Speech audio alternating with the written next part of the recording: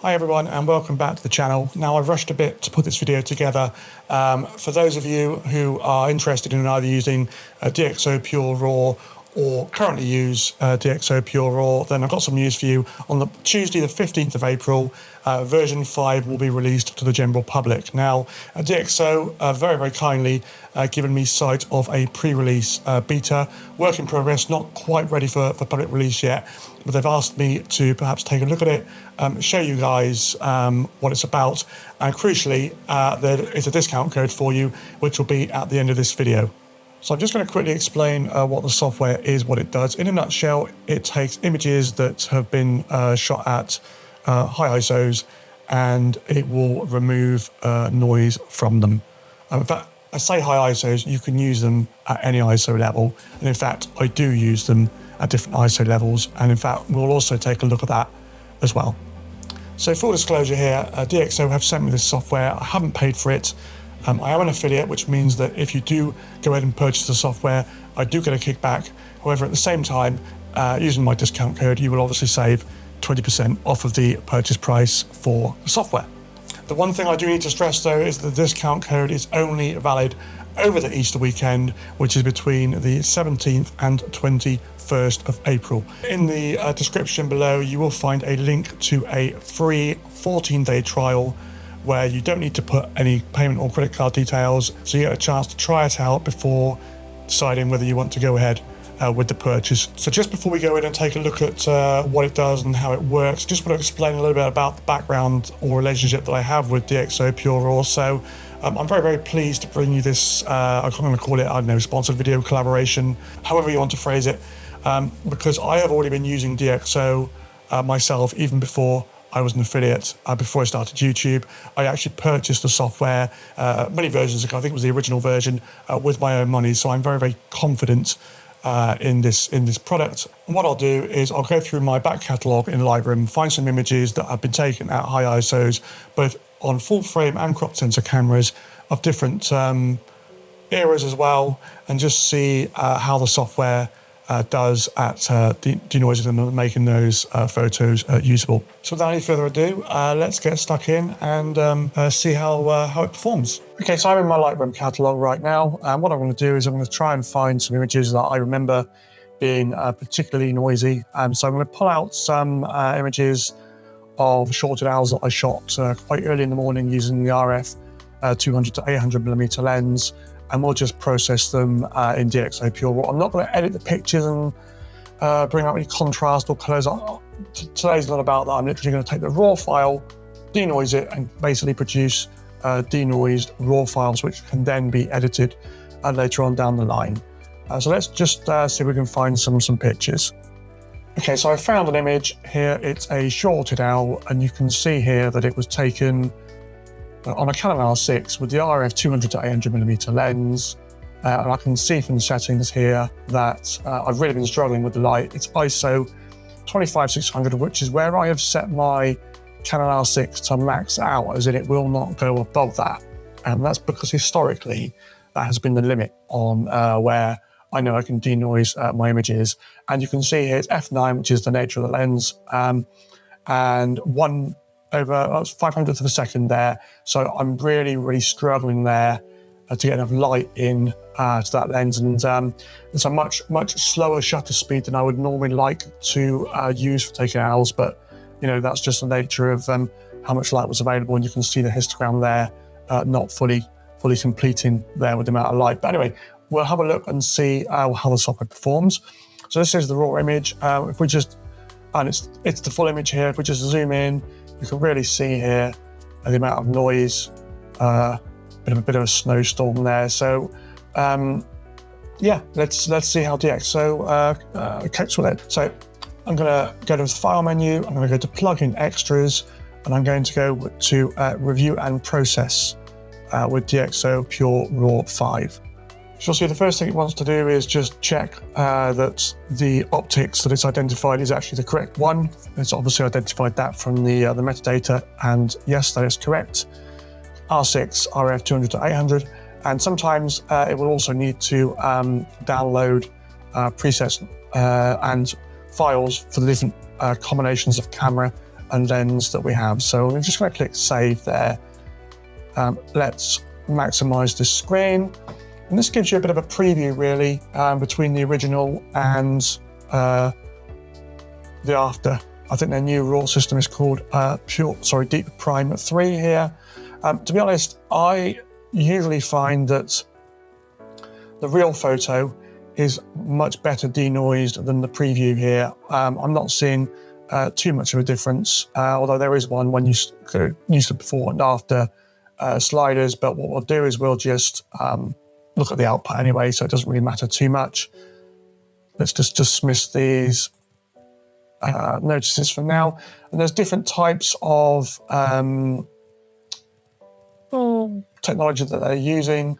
I'm going to go with their Deep Prime 3, which is, I guess, their default. And what I'm going to do, I'm not going to change any of these here for the purposes of this video. I mean, I haven't got time to do a full tutorial, unfortunately.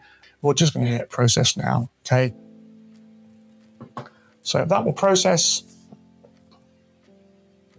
So it's now processed, and what it will do is it will then spit that file back into Lightroom, but this time as a DNG. It will not remove your original RAW files. They will stay the same.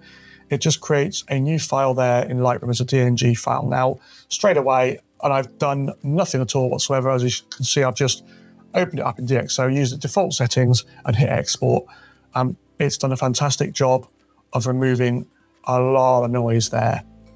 Much better situation than previous, and the image does seem to pop a lot more. So from there, you can go ahead and crop and in Lightroom develop your image according to whatever you want to do. Obviously, we're not going to do that today, but yeah, straight away it's done a pretty good job there.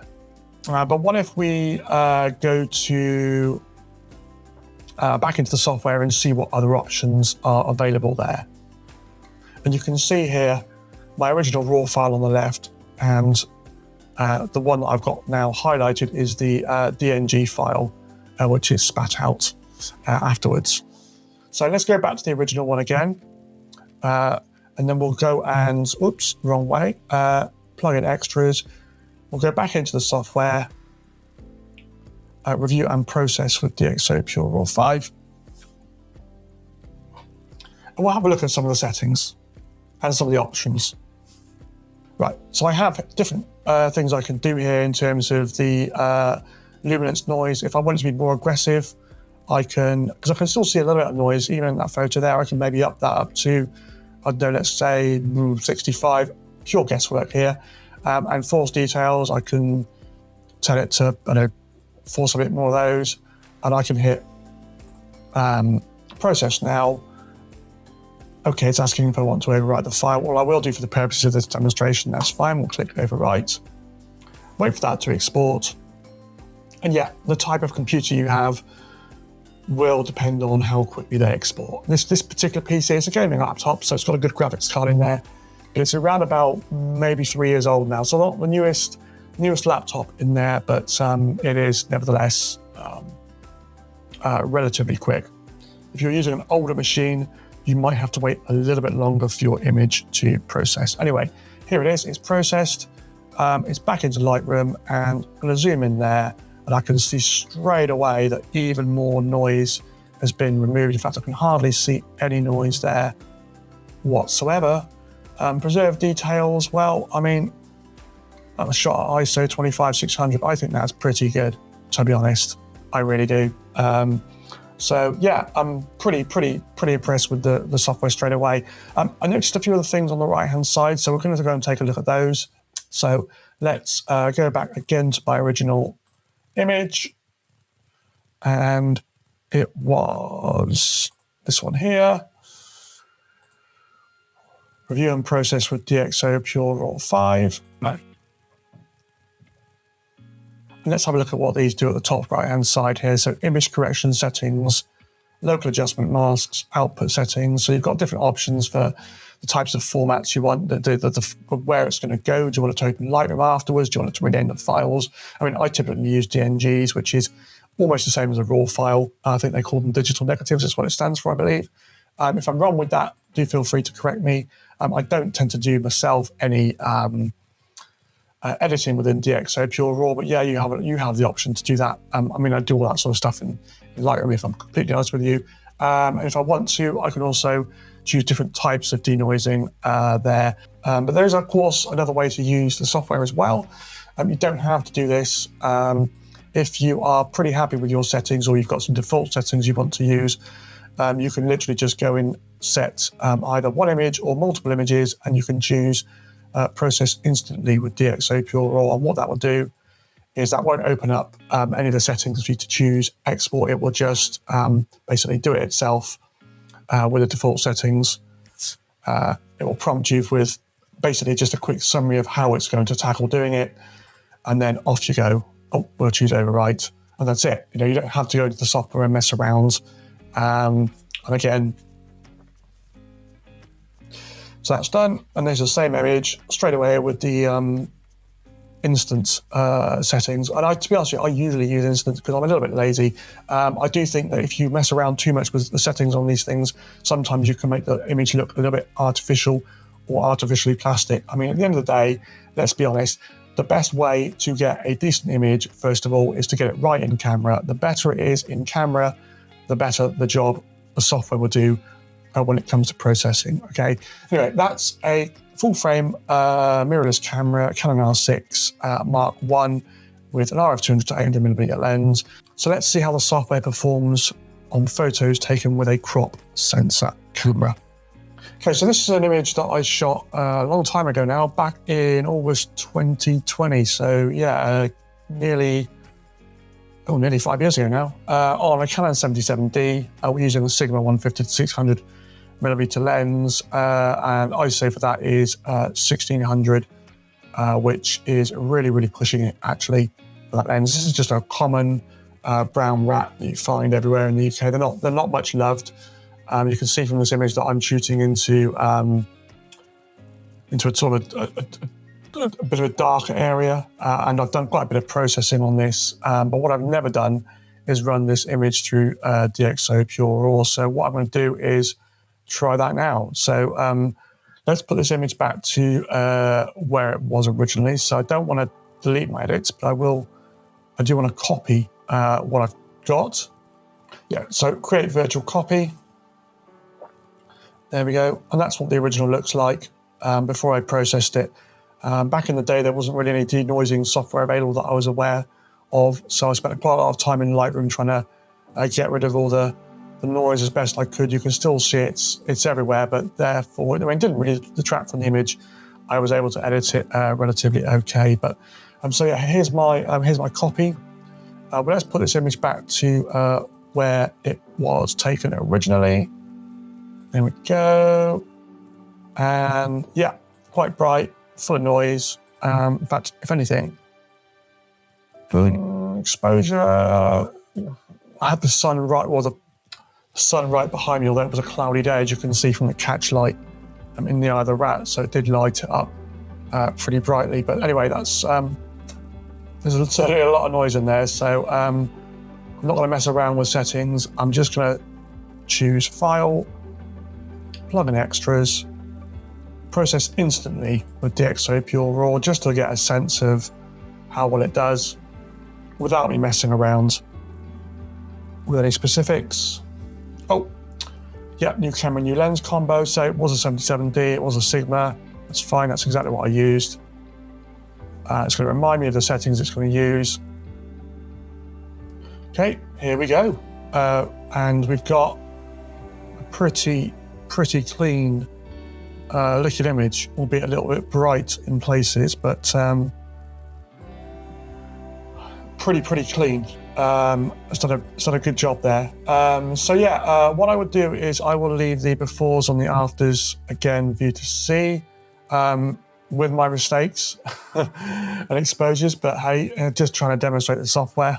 Okay, so what if we try to denoise an image that doesn't probably need it? I've got some puffins here, and I've chosen an image that I've actually not used before yet, which is this one here.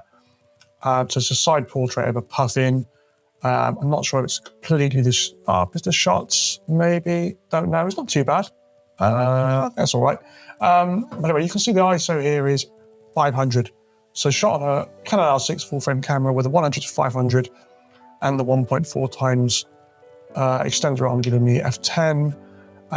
So yeah, we'll just put that through DxO and see if we can notice any particular difference. I mean, when I zoom in, can I see noise? Not really. If I really look for it, perhaps, but you probably won't see it on your screen with the YouTube compression. And to be honest with you, I say 500, does that really need denoising? The answer is no, but we'll put it through anyway and then see if we can see any difference. So because there's not much noise in this anyway, I'm gonna go in here and actually change the settings slightly. So yeah, this is a new lens and camera combo again, R6 100 to 500 with teleconverter, so it's recognized the fact there's a teleconverter on there as well. So that's that. I'll keep it on DxO, Deep Prime 3, but what I'm going to do is just dial back the luminance. It was defaulting to 40, I think, originally, straight out of the box. I'm going to, I don't know, I mean, I'm going to dial it back down to, no, let's leave it at 40. Let's leave it at 40. So I won't change anything else. I'll just click 40, choose 40, sorry, click process now, wait for that to do its thing. That's done. Put it straight back into Lightroom. And well, now there is a noticeable improvement. Actually, I stand corrected. Definitely a noticeable improvement. There is not a single scratch of noise around the edge there. In fact, what I'm going to try and do is put these two side by side. I want to try and do a side by side comparison.